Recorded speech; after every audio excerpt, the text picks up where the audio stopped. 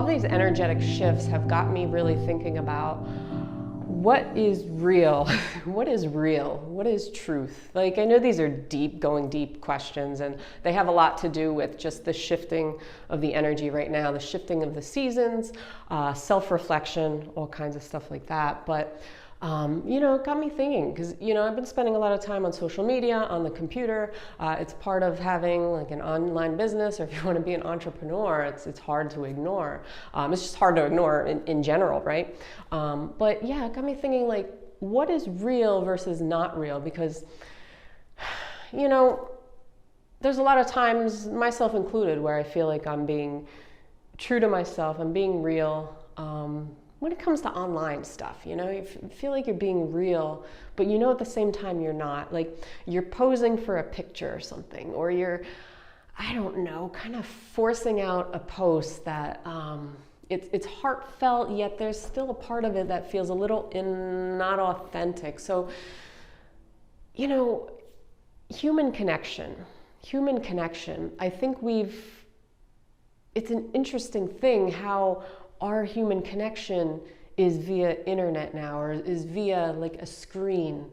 There's no three-dimensional act. And I'm wondering if this is having an effect on, I know it's having an effect on us to a certain degree, our mental health, social media, it's addictive, right? Compulsion.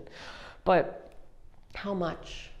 How much are we losing our connection or our grasp of reality? Right? That's what I'm getting at. How much are we losing that?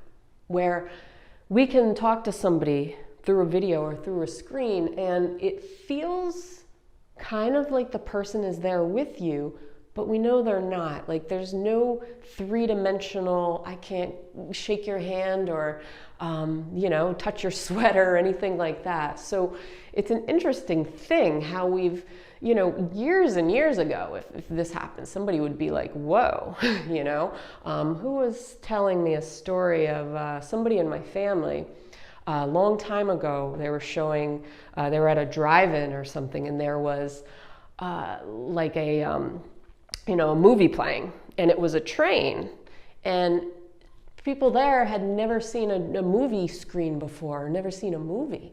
And there was a train coming right at them in the movie, and everybody took their chairs up and ran away.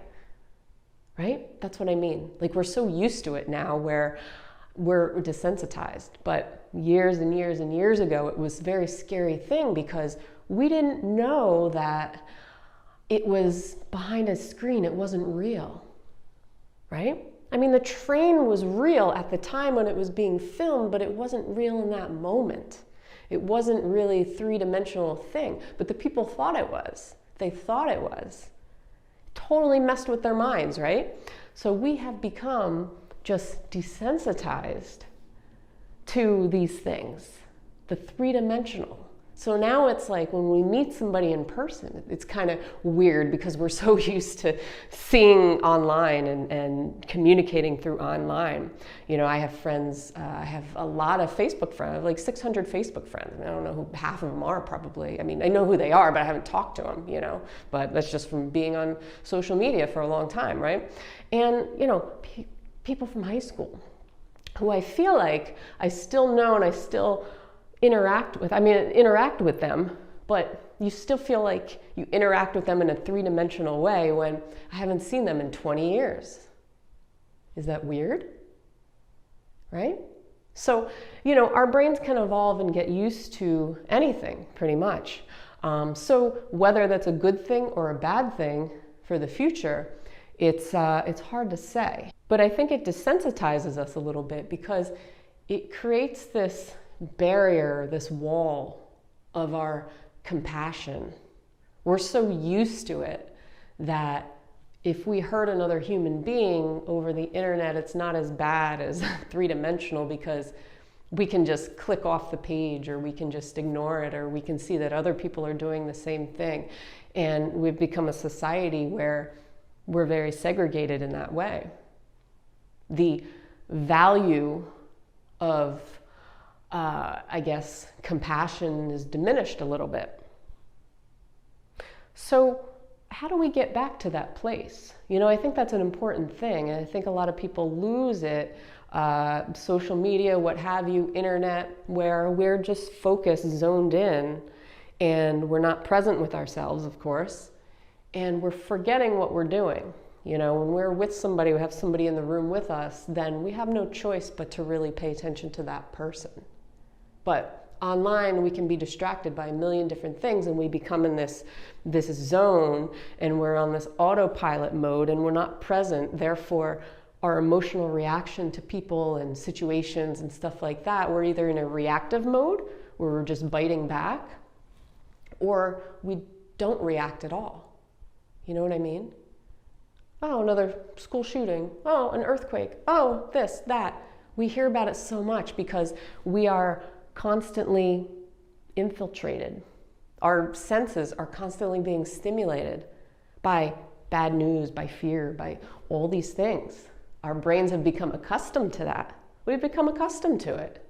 It's like, what is real anymore? What is real? What is real? Is this real, right? What is reality?